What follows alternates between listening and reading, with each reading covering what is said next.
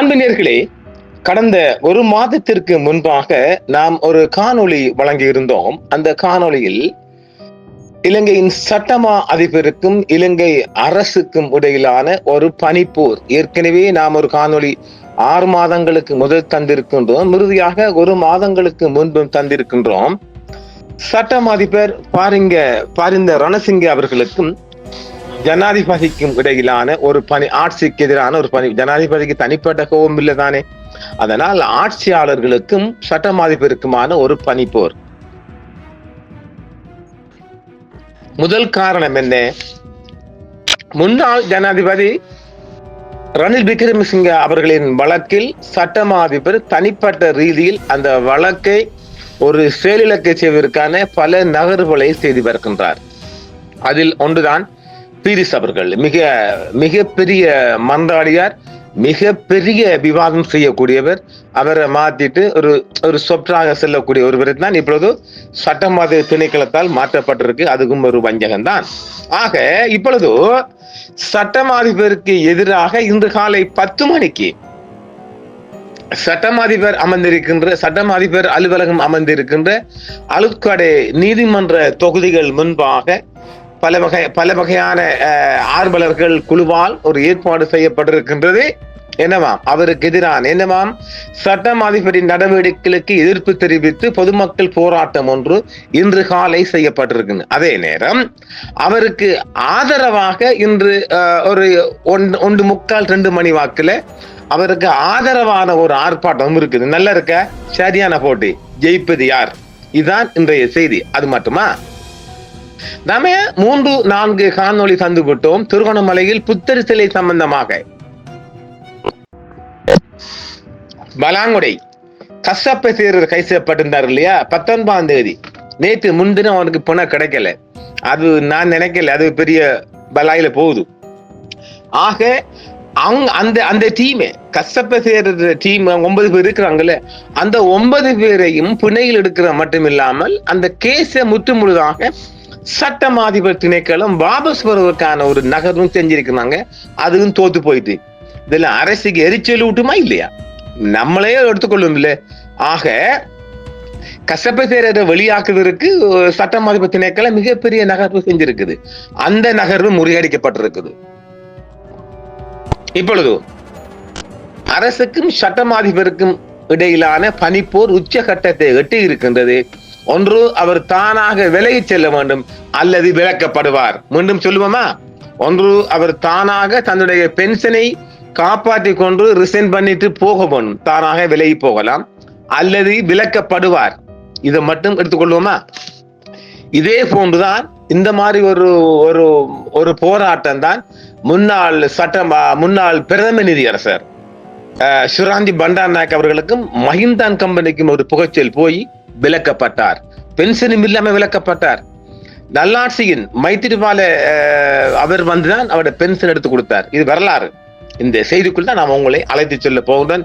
வாங்க இப்பொழுது நாம் கொழும்பு புதுக்கடை நீதிமன்றம் முன்பாக செல்வோம்.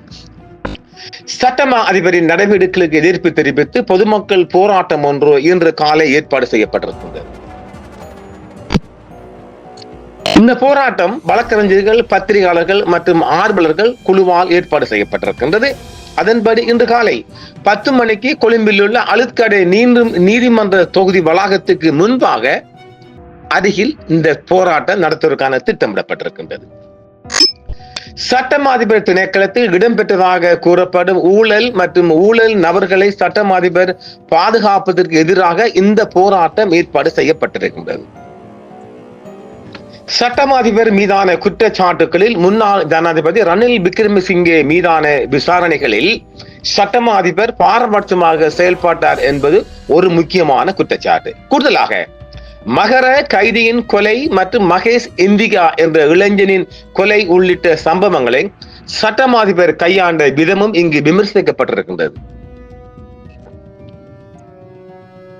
மேலும் சட்டமாதிபர் திணைக்களத்தின் அதிகாரி ஒருவரின் சகோதரர் வெளிநாட்டில் பாதாள உலக குழுவுடன் சேர்ந்து சட்டவிரோத செயலில் ஈடுபட்டதாக சந்தேகத்தின் பேரில் கைது செய்யப்பட்டமை மற்றும் பிற சம்பவங்கள் தொடர்பாக ஆர்ப்பாட்டக்காரர்கள் சட்டம் அதிபர் மீது குற்றச்சாட்டுகளை சுமத்தி இருக்கின்றார்கள்.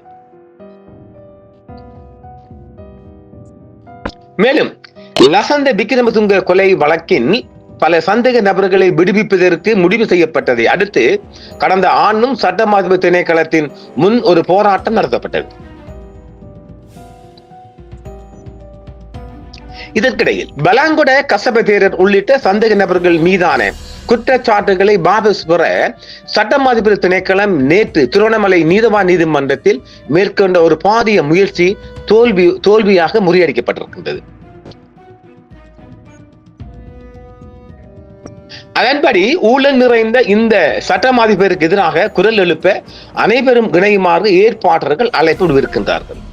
இது ஒரு புறம் இருக்க, சட்டம் அதிபரின் நடவடிக்கைகளுக்கு எதிராக பொது ஆர்ப்பாட்டம் ஒன்று ஏற்பாடு செய்யப்பட்டுள்ள பின்னணியில் ஃப்ரீ லாயர்ஸ் அமைப்பும் அதே நாளில் இன்றைக்கு பிற்பகல் 1:45 மணிக்கு சட்டம் அதிபரின் மரியாதையை நிலைநாட்ட அவரை காப்பாற்ற என்று ஒரு போராட்டத்தை ஏற்பாடு பண்ணிக்கிறாங்க.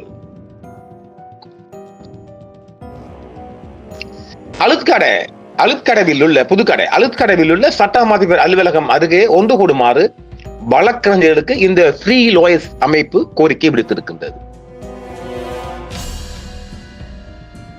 திருடர்களை பாதுகாக்கும் ஊழல் நிறைந்த சட்டம் அதிபரை வெளியேற்ற வேண்டும் என்ற வாசகத்துடன் சமூக ஊடகங்களில் பதிவுகள் பரவி வருகின்றன. மேலும் இன்று காலை 10 மணிக்கு கொழும்பில் உள்ள அழுத்கடைக்கு மக்களை வருமாறு கேட்டுக்கொள்ளப்படுகின்றன. அந்த இடுகைகளை உருவாக்கி பரப்பிடுகளை கருத்தில் கொண்டால் அந்த நபர்கள் மாலிமா, அதாவது இந்த திசை காட்டி ஆட்சியை சேர்ந்தவர்கள் என்று ஒரு குற்றச்சாட்டும் வருகின்றது. வரட்டுமே, அது உண்மைதானே. திசை காட்டிக்காரன் செய்யத்தானே வேணும், அதுல என்ன சந்தேகம்? அந்த இடுகைகளை உருவாக்கியவர்கள் பரப்புகளை கருத்தில் கொண்டால் அது மாலிமாவே சபையை சேர்ந்தவர்கள் மற்றும் அரசியல் ஆர்வம் உள்ளவர்கள் என்றும் சொல்லப்படுகின்றது. அது ஒரு குற்றச்சாட்டாக தேசிய மக்கள் சக்தி சட்டக்குழுவில் உள்ள ஜனாதிபதி வழக்கறிஞர் ஒபுல் குமார பெருமை, அகலங்க உக்வத்தே, ஜஹஜ் அபேநாயக்க, விஜய பண்டார, ஹேமக சேனநாயக்க போன்ற பிரபல வழக்கறிஞர்களும் இந்த ஜேவிபி கட்சி இருக்கின்றார்கள். இருப்பினும் தற்போதைய சட்டம் அதிபரை திருடர்களை பாதுகாக்கும் ஊழல் நிறைந்த சட்டம் அதிபராக பார்க்கவில்லை என்ற ஒரு தோரணையும் இருக்கின்றது. இல்லை, அது பொய்.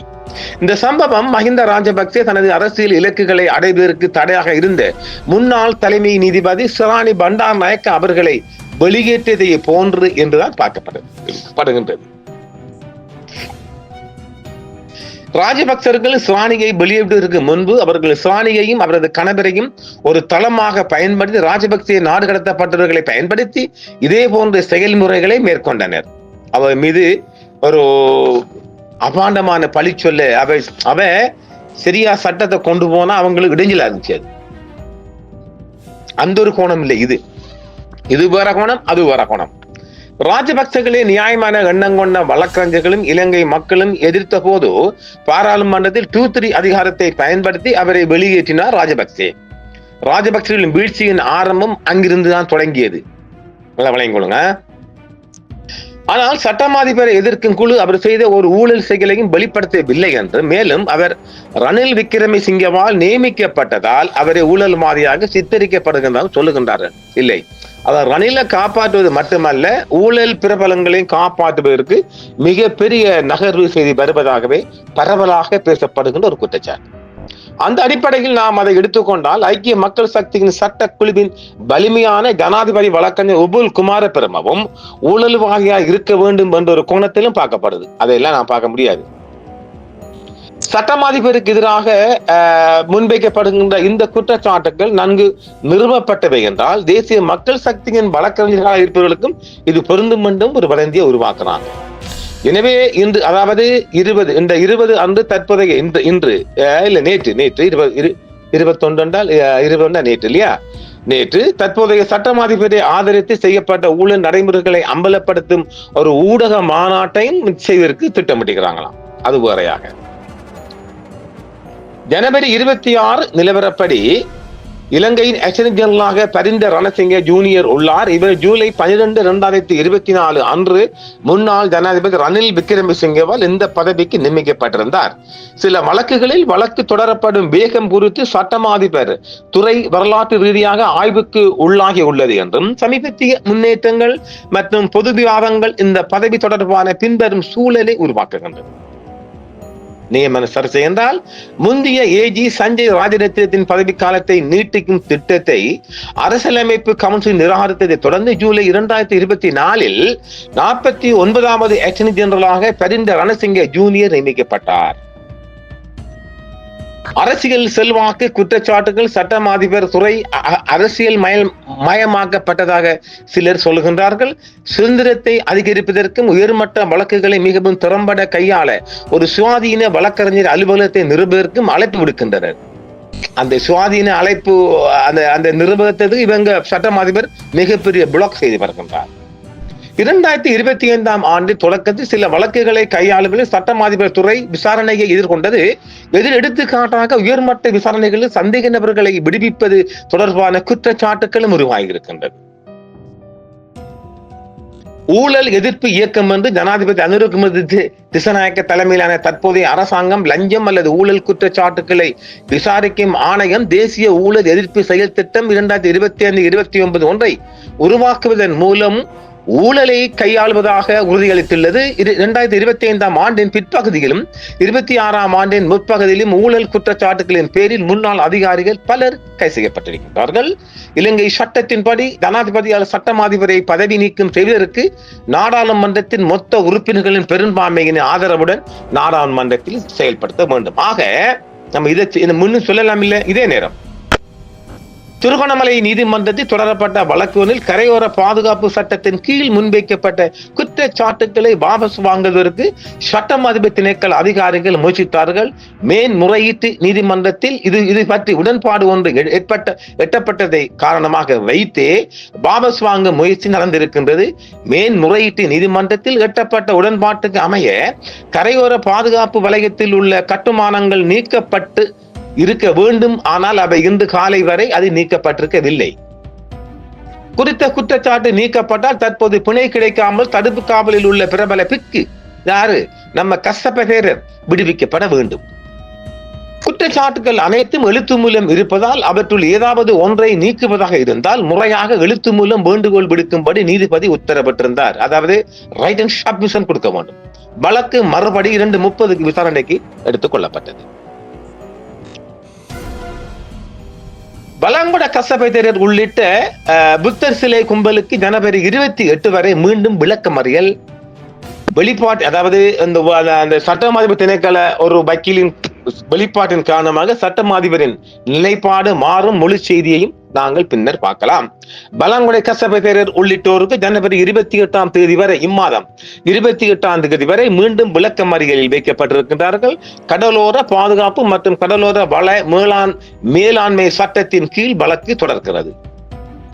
திருவண்ணாமலை பகுதியில் புத்தர் சிலை வைக்கப்பட்ட தொடர்பாக சம்பவத்தில் கடலோர பாதுகாப்பு சட்டத்தை மீறியதாக குற்றம் சாட்டப்பட்டுள்ள வணக்கத்துக்குரிய பலாங்குட கசப்ப உள்ளிட்ட 9 பேரை ஜனவரி 28 வரை மேலும் விளக்கமறியலில் வைப்பதற்காக திருவண்ணாமலை நீதவான் நீதிமன்றத்தால் இன்று 19 நேற்று முன்தினம் இந்த வழக்கு கட்டளை இடப்பட்டிருக்கின்றது.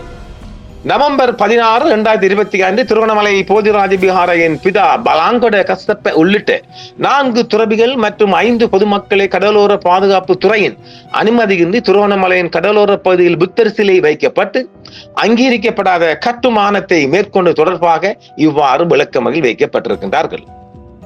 இது குறித்து நாம நிறைய சொல்லிட்டோம் இல்லை. ஆக இதுக்கு ஒரு முயற்சி எடுத்திருக்கிறாங்க. அத அரசாங்க தரப்பால் செய்யப்பட்டாலும் ஒரு நகர் மூலம் அது முறியடிக்கப்பட்டிருக்கின்றது. அப்ப இது ஒரு விடயமும் இந்த ஏற்கனவே நாம சொன்னமில்லை, அதாவது ஒரு சுவாதீன வழக்கறிஞர் அலுவலம் உண்டு. அதை இவங்க நிறுவ விடுறாங்கல்ல. சுவாதீன வழக்கறிஞர் இந்த அலுவலம் உண்டு நிறுவப்பட்டால் சட்டமாதிபதி இருக்கிற தில்லுமுல்ல எல்லாம் முறியடிக்கப்படும். இதற்கும் இந்த அட்டர்னி ஜெனரல் விடுறாரு இல்லை. ஆக இப்படியான இதெல்லாம் ஏற்கனவே தேர்தல் காலங்களிலும் தேர்தல் மேடைகளிலும் ஜேவிபிஆர் சொல்லப்பட்ட ஒரு விடயம் சுவாதீன வழக்கறிஞர் அலுவலகத்தை நிறுவ வேண்டும். அதற்கு தொடர்ந்து ஏஜி விடுறாரு இல்லை, அட்டர்னி ஜெனரல் விடுறாரு இல்லை. இவைகளெல்லாம் முதல் கொண்ட இந்த ஆர்ப்பாட்டம் இன்று நடக்கின்றது. இந்த பனிப்போர் தொடரும்.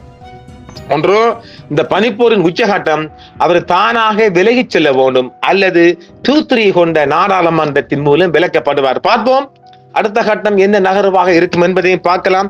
இந்த செய்தி இன்றைய முக்கிய செய்தியாக நாங்கள் பார்க்கலாம். நன்றிகளே, மீண்டும் சந்திப்போம்.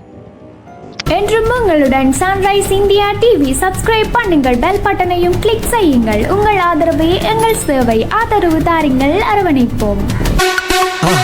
மறக்காம சர்ப்ரைஸ் பண்ணுங்க. தேங்க்யூ.